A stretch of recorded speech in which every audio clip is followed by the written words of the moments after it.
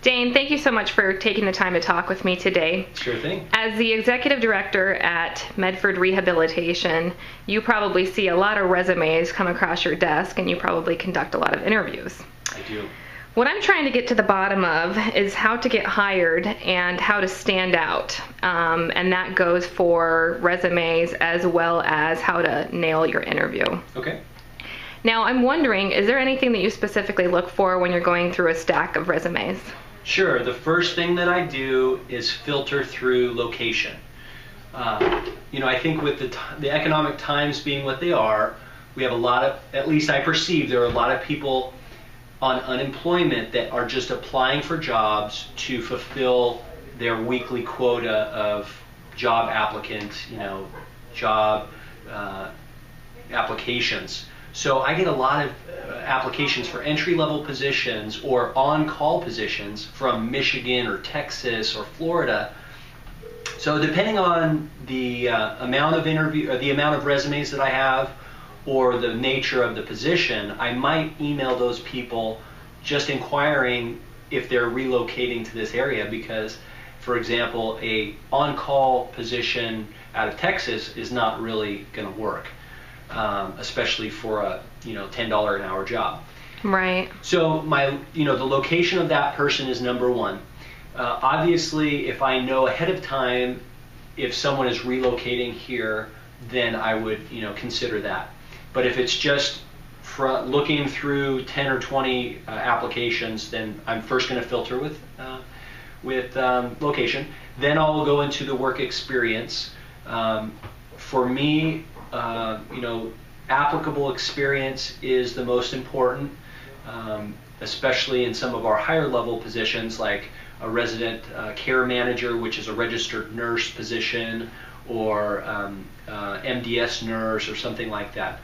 If it's an entry level position, then I'm not so much concerned with the work experience related to this industry or this type of facility, but I'm looking at their track record of employment. So I'm looking to see how often they jump jobs. For example, if I have an applicant that has a very long work history, but they've only been at each job for 3 to 6 months, I'm probably not going to consider that person because I'm going to figure that when they come to me, they'll only be here for 3 to 6 months.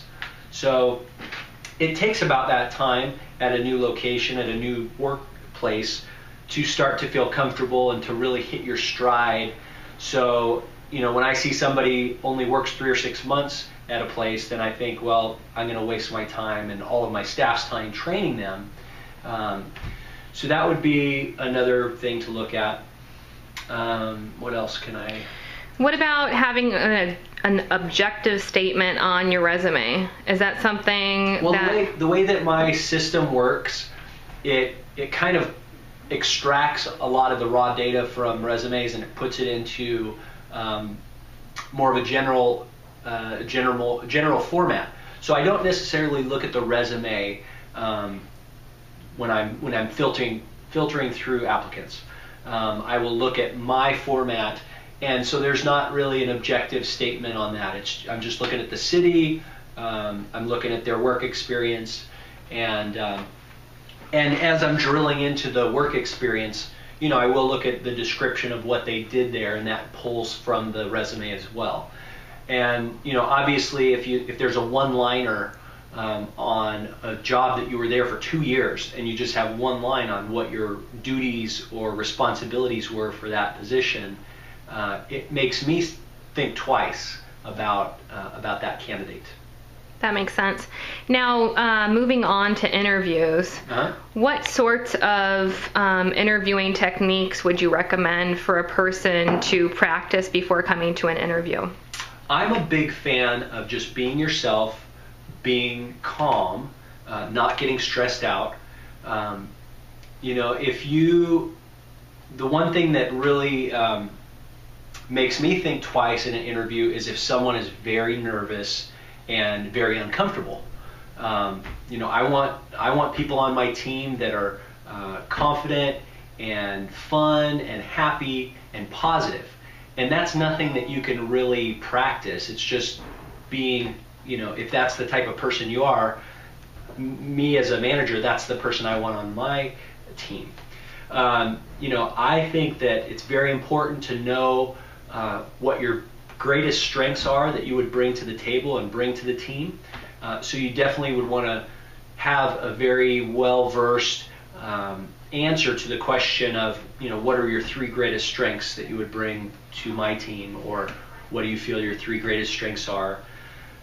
Make it applicable to the position you're applying for, and make it relevant to the industry and to the type of company that you're applying for. So if you can really hone in on that and in a very concise, compact way explain why you would be of value to this employer, I think that goes a long way. And then, really the biggest advice I would give to someone that's getting ready to do an interview is to try and break the ice with, friendly conversation, and try and find something in common with that person quickly. So as you come into the office, be very observant of the office. If you were to come into my office, I have pictures of my kids, I have artwork all over the place. And so if I were coming into my office interviewing, I would immediately ask about my children. And then that's when you pull something out of someone that they enjoy or they're passionate about, then you start to build that friendship or that the likability. And an employer wants to hire someone that they like. So that's something that I would recommend for anyone, no matter what type of interview it is. Try and find something where you can connect with that person. And I'll just give you a quick example. My first job that I got out of college, the person that I was interviewing with was a branch manager of a copier company. So I was going in to sell copiers. That was the position. And so on his little cards, his business card said his name was Mustafa Arat, a very interesting name. So I asked him what nationality that was. I'd never heard a name like that. And he said he was from Turkey. And I'm a big soccer fan, so I asked him if he knew this soccer club called Galatasaray. And his face lit up and he said, "You know Galatasaray?" And he started glowing and talking about soccer. And then the conversation went on to he was backpacking through Europe, and I studied in Europe during college. And we spent almost an hour talking about music and traveling and soccer. But we didn't talk anything about the job interview. We didn't talk about selling copiers. And about an hour into the conversation, he says, "Do you want the job? You're hired." So I didn't even have to interview because I was just getting to know him. And so in a position like that, in a sales position, he could see that I could quickly build rapport with people. And so if you can build that skill, if you can work on that skill, that'll get you further than any other technique in an interview. Okay, great. Thanks for